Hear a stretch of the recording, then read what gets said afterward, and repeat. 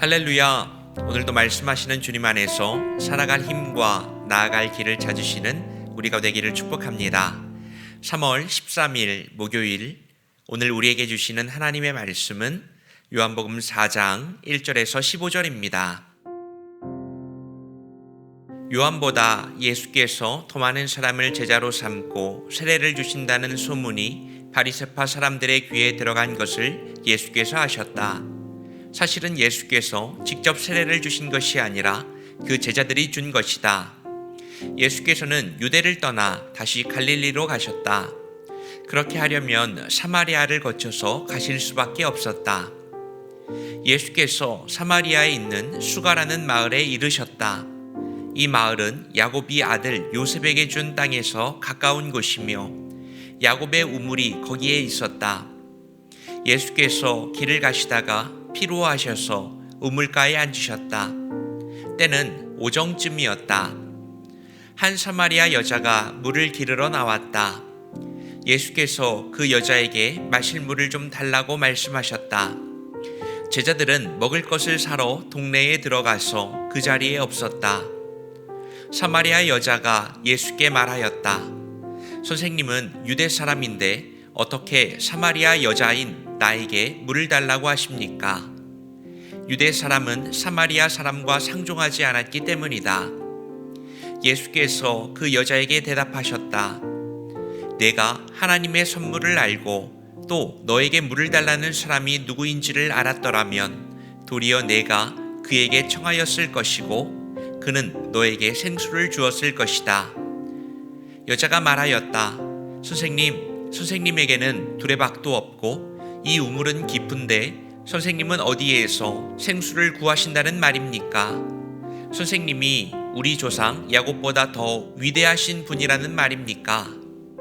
그는 우리에게 이 우물을 주었고 그와 그 자녀들과 그 가축까지 다 이 우물에 물을 마셨습니다. 예수께서 말씀하셨다. 이 우물을 마시는 사람은 다시 목마를 것이다.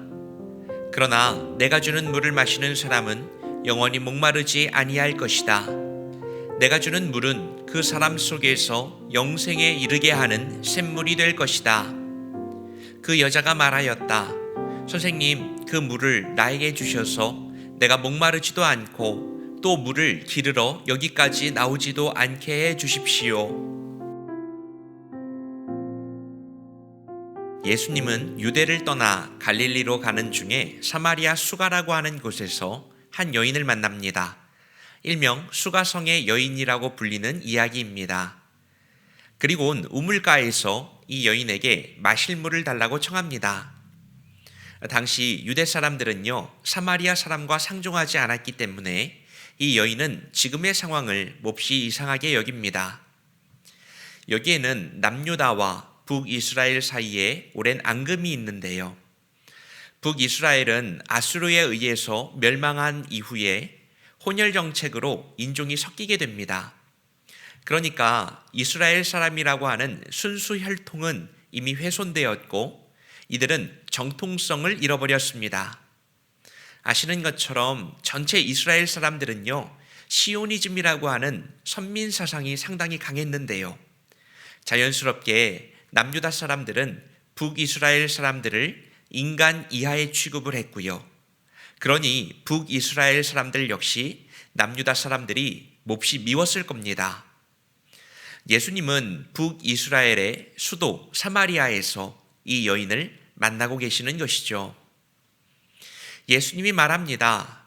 내가 누구인지 알았더라면 당신이 나에게 물을 달라고 청했을 겁니다.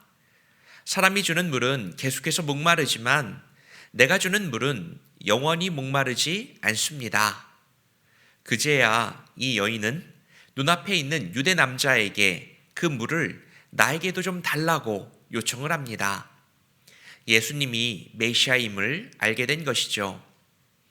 자, 오늘 말씀을 통하여 오늘 우리는 어떤 하나님을 발견하고 어떤 삶을 다짐해야 할까요? 말씀 앞에 질문을 던져봅시다. 첫 번째로, 우리는 어떻게 예수님을 만납니까? 오늘 말씀을 보면 예수님이 이 여인을 직접 찾아오셨습니다. 같이 읽은 세번역 성경에는 예수께서 유대를 떠나 다시 갈릴리로 가셨다. 그렇게 하려면 사마리아를 거쳐서 가실 수밖에 없었다. 갈릴리까지 가는 길 중간에 있는 사마리아 수가라고 하는 동네를 우연히 지나가시게 된 것처럼 설명합니다. 그런데 개역개정 성경을 보면 그 의미가 더 분명하게 드러납니다. 예수께서 유대를 떠나사 다시 갈릴리로 가실새 사마리아를 통과하여야 하겠는지라. 굳이 예수님이 이곳을 통과해서 지나가고 있음을 알게 됩니다. 역사적 기록에 따르면 유대인들은 북쪽으로 향할 때에 사마리아를 지나가지 않기 위해서 다른 먼 곳으로 우회했다고 합니다. 그런데 예수님은 일부러 이곳을 지나가고 있음을 알게 됩니다. 왜요?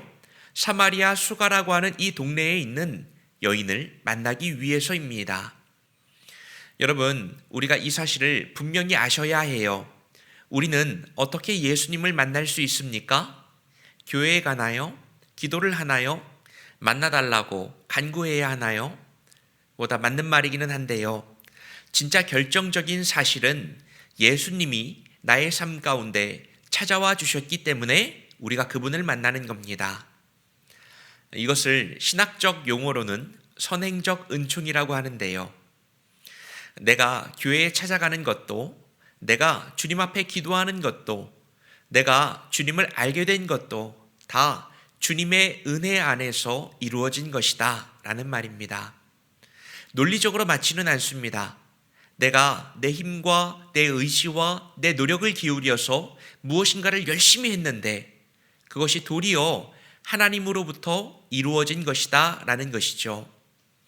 여러분, 그러나 우리가 신앙생활을 하면서 주님의 은혜를 경험한 사람은 이 말이 무슨 뜻인지 단번에 압니다. 왜냐하면 내가 노력했던 그 순간에도 그보다 훨씬 더 큰 어떤 거스를 수 없는 힘이 우리의 삶에 작용하고 있음을 매 순간 느끼며 살아가기 때문입니다.